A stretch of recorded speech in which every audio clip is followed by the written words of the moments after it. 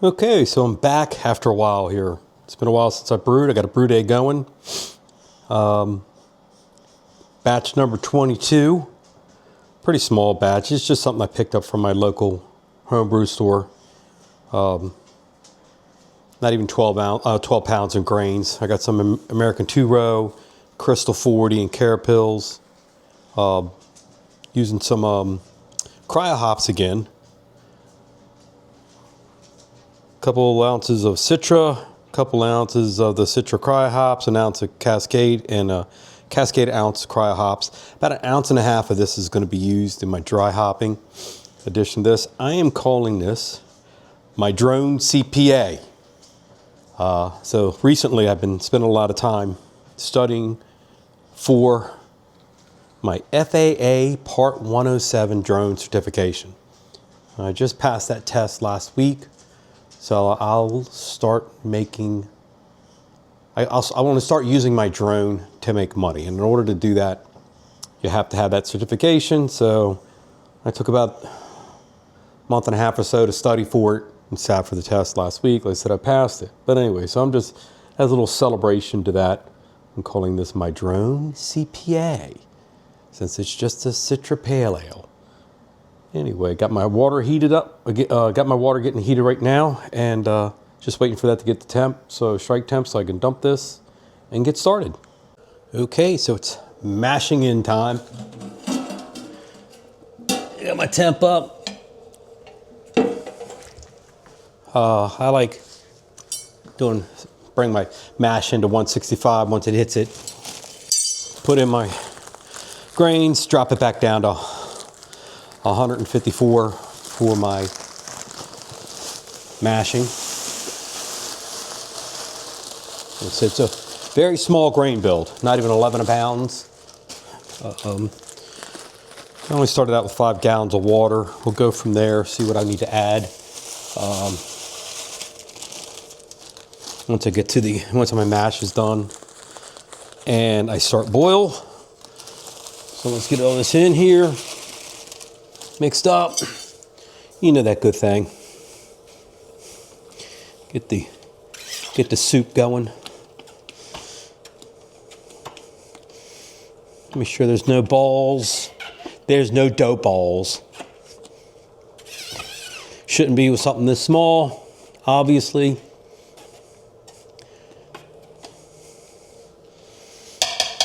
So here we go. Turn the pump on. And we's gonna start mashings. We doing a little mashing here for an hour. And then go from there. So, see what happens in an hour from now with all this. So that was a quick hour mash. I am going to hold the pump up here. Start raising. Oh, I want to get gosh, forgot all about it. I want to get a pre-boil OG.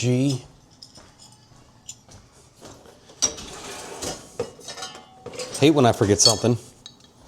Yeah, I had to run back in my kitchen here from the garage. Good stuff, huh? Get that pump going again so I can get myself the samples.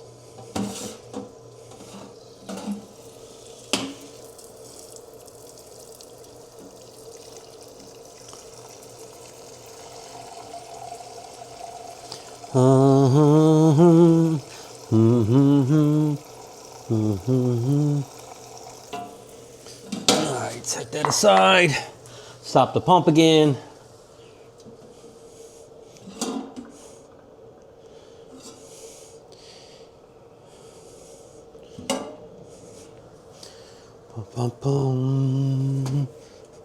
Alright.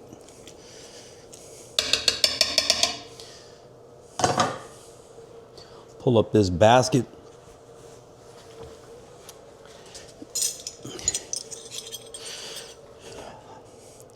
She'll be able to lift this one okay.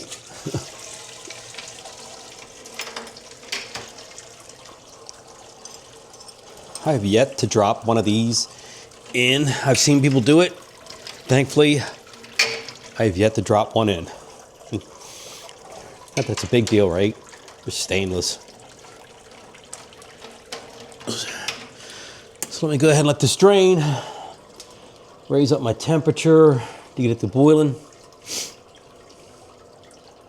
See what kind of level I'm at. See if that was awesome. See what the level I am, and if I'm gonna add some more hot water to this. Give it about 10 minutes of draining before I check it out.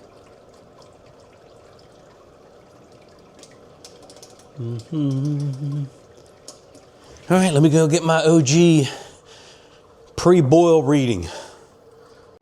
So it finally hit my boil, which means I have a 60-minute addition.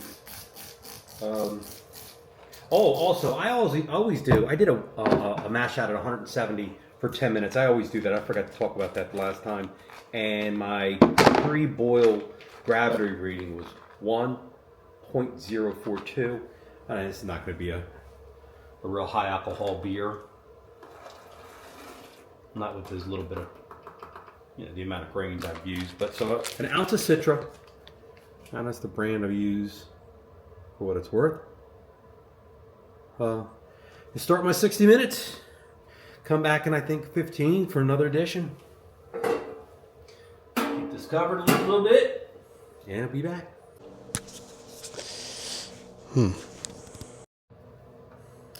So, this is my 45-minute edition. I have an ounce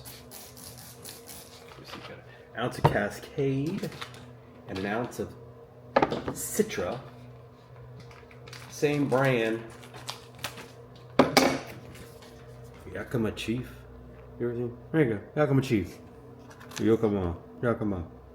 Chief. Am I allowed to call it Chief? Is that good? Is that alright? Is that okay in today's new brave new world?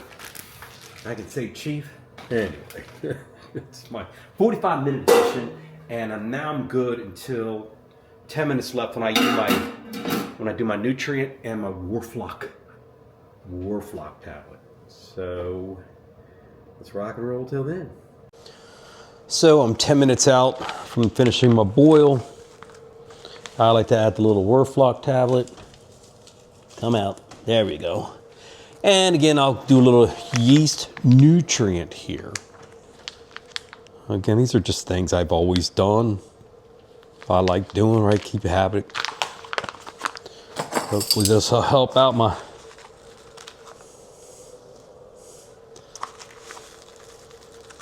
fermentation here.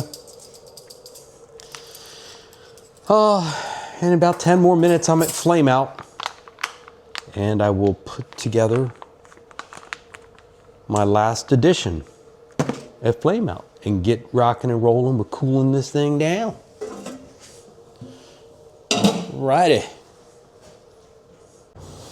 Okay, flame out.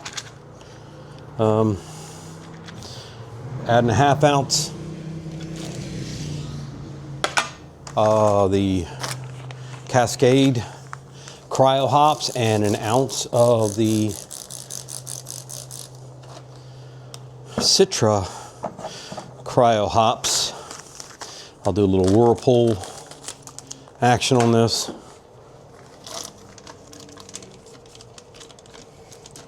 For a minute here, get that going, and then I'll start my cool down.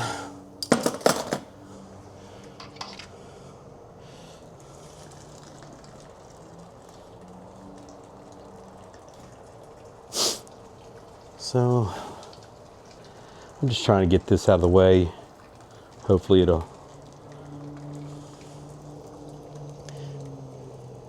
get more of a whirlpool in there, seeing how I just had those hops.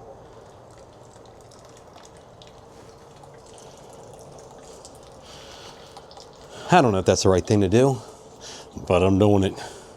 Something. Turn the heat off.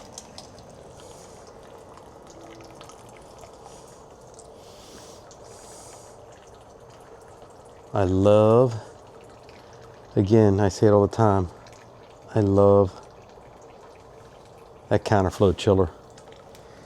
It really, I think, just knocks this out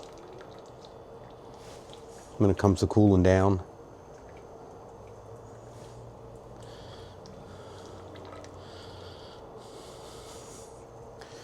Anyway, so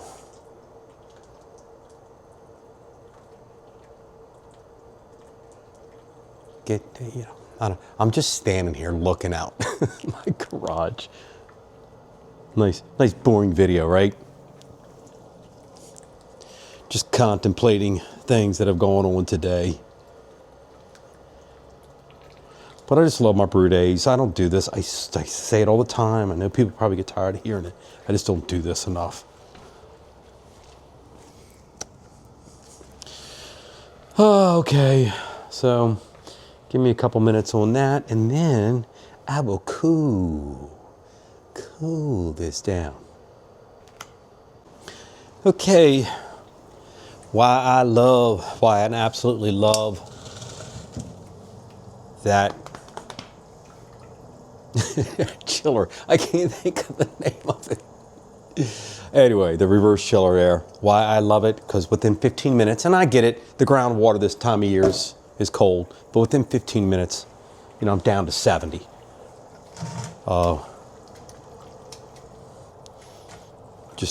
Just love that I don't have to wait.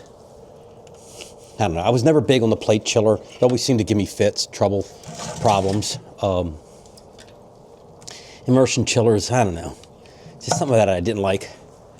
So, we're going to go ahead and get this up here in the fermenter. Take it inside. Pitch my yeast at 70 degrees here. Perfect. I don't know, I think it's a perfect pitch temperature. So, rock and roll. I'm excited. This was an uneventful brew day. It always seems like there's something up, especially when it comes to water. I always have issues with water. Don't ask me why. I don't know. It just happens. So, let's get this in the fermenter and get it inside, out of this cold. Tired of being in this cold garage. So, give me a few. So I'm going to make some noise here. I'm going to try to aerate this a little bit before I pitch my yeast.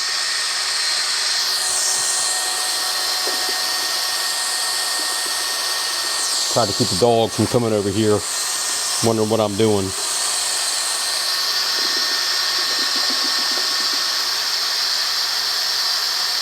All right, I think that's pretty good.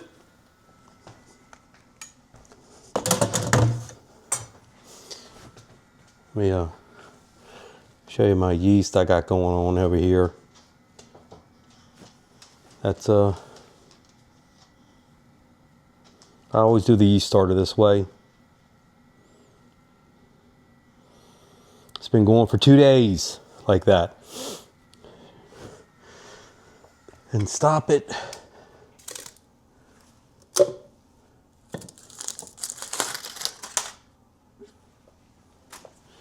Take everything off, and I will pitch my yeast here without trying to lose my little stir.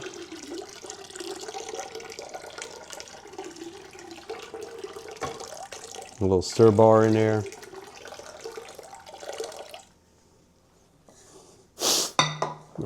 Clean my hand up a little bit, try to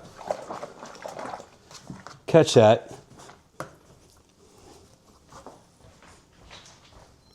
In case it comes out.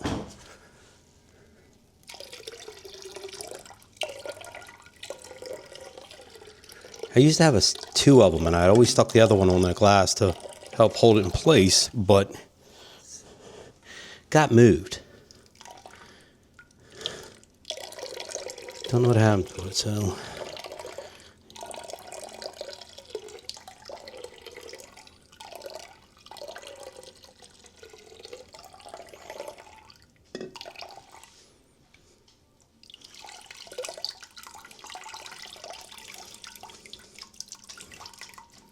All right, not too bad. It didn't fall out of there. So that's cool. And that's it, man. That's my brew day. I'll get this all tightened up. And oh, no, not for you. Not for you, brother. And I'll get this tightened up. Closed up. I'll get my little tilt. I got a tilt hydrometer I put in there to keep an eye on it. And do some follow-ups with this. Oh, my OG. Let me see. My starting OG came out to 1.050. So it'll be a decent drinking beer. Didn't expect it to be high in alcohol. I mean, it's not a, like I said, 11 pounds of grain. How much sugar are we getting from all that? You know? So this is simple citrus IPA, or citrus pale ale, which I'm affectionately calling my Drone CPA. So again, I'll follow up on this. Love an easy, simple brew day. So I was having such a hard time getting my fermentation going with this latest brew that I had to move it in here in my little room with my washer and dryer. This is about the warmest, hottest spot in the house. And thankfully I did, because it has been going nuts out. It's amazing what a little bit of a temperature increase will do, because it just was not. It had no activity. But hopefully this has got it right where it needs to be. Just wanted to show that.